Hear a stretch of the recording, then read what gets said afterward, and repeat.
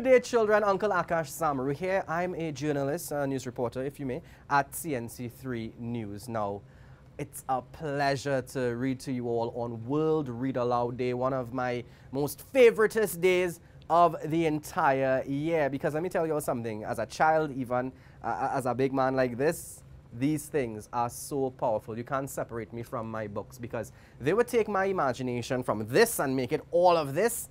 And then I get to put that on TV. Exciting, right? Imagine what you'll be able to do when you immerse yourself in the world of books. So today, I'm going to read you a pretty interesting story called Papa Bois and Monkey Trouble, a tale from Trinidad, which is coincidentally my favorite country in the world. What's yours? Has to be Trinidad, right? And this is a book from Hodder Education, and it's one of my favorite stories ever.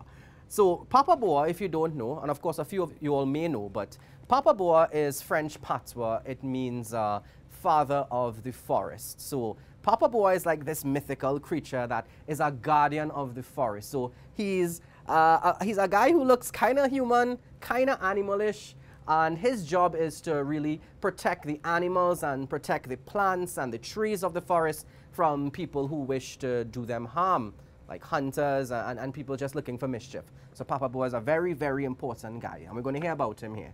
So let's begin. Once upon a time, a woman called Titi, who was known for her delicious baked goods, prepared 26 loaves of manioc bread. Now, if you don't know, manioc bread is like cassava bread. So, okay, who? Hi. Good day. You here for the story? All right, no problem. You could lime, but whoop, where is your mask? If you're going to be that close now. Sorry, go put it on. Whose dog is this? Is this your dog? It's yours? Is this your dog? Anybody? No? Okay, so well done. Let me make sure you could see, right? Good boy. Good boy. Right. So let's go ahead. So 26 loaves of bread.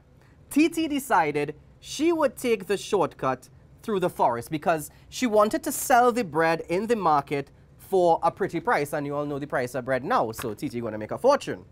So many people had warned her against taking the shortcut through the forest, but off she trundled because Titi hadn't. She was nearing the far side of the forest when suddenly a figure dashed past her and into the dense brush to her right. That's a big bush. The figure ran so fast she barely saw him, but she was certain she spotted the hooves, right, not feet, and yes, she was sure he had a scraggly beard strewn with leaves. That was it then. She believed she had seen Papa Bois, the legendary protector of the forest, whose feet resembled the hooves of a deer. "Help!" Titi screamed. "I'm not here to hunt Papa Bois," for Papa Bois despised hunters, and everyone knew he would chase them out of the forest and harm them if he must. But Titi did not stop with her screams for help. She was so scared. She didn't care to wait to see if Papa Bois was satisfied with her explanation. No, indeed. Instead, she ran as fast as her little legs would carry her, and from the highest treetop, a monkey watched her run. "Help!" Titi cried. "Help! I have trouble!" Now, Monkey was curious. He wondered what is trouble, what this trouble was, for he didn't see Papa Bois. In fact, nobody had seen Papa Bois.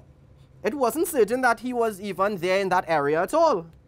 "Trouble!" Titi cried again as she tripped on a big root in her path, and she fell and scraped her knees and hands and nose, poor Titi, and her bag of bread spilled onto the ground. So all her bread fell onto the ground.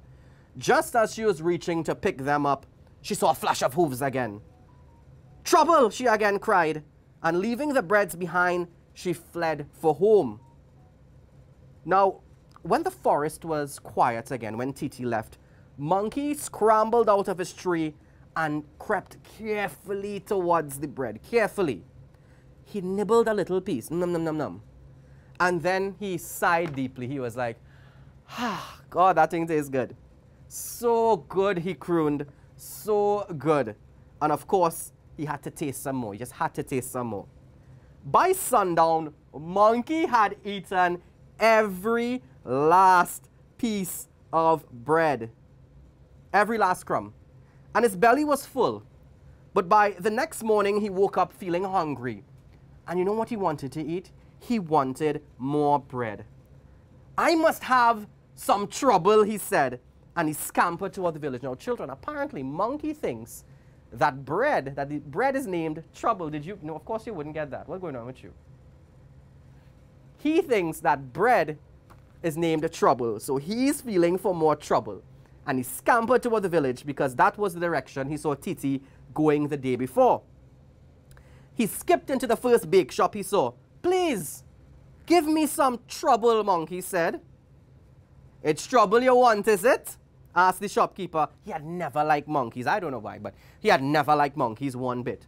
And so he went to the back of his shop, and when he returned, he handed Monkey a big bag.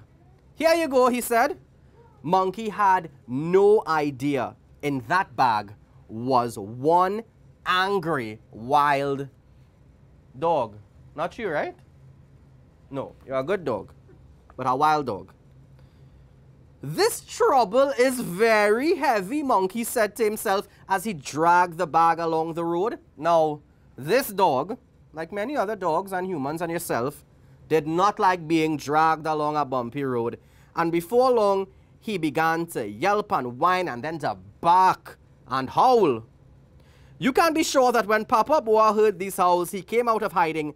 For, listen, Papa Bois cannot bear to hear the sound of angry or hurt creatures. Now, when he spotted Monkey, he ripped open the bag quick as lightning, and out leapt the hot, snarling dog. The dog looked Monkey right in the eye, as if to say, I'll get you now. And then the dog sprang at him. Monkey jumped out of the way so quickly that he lost his balance and went tumbling head over heels into the bush, the dog in yelping pursuit, he right behind him. Monkey decided in an instant that he had no more use for trouble, which of course you know is bread.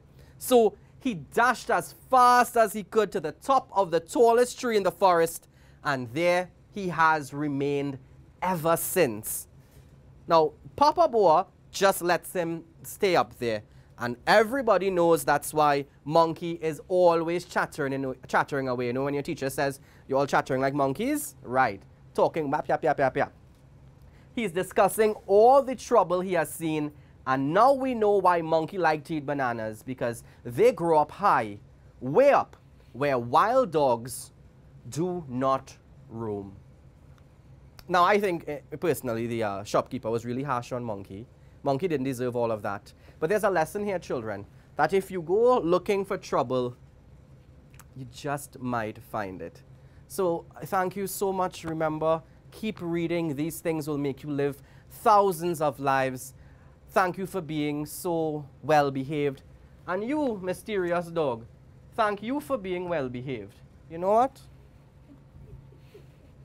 You could have a piece of trouble. Bread. Right. Bye-bye. Bye. Watch out for Monkey.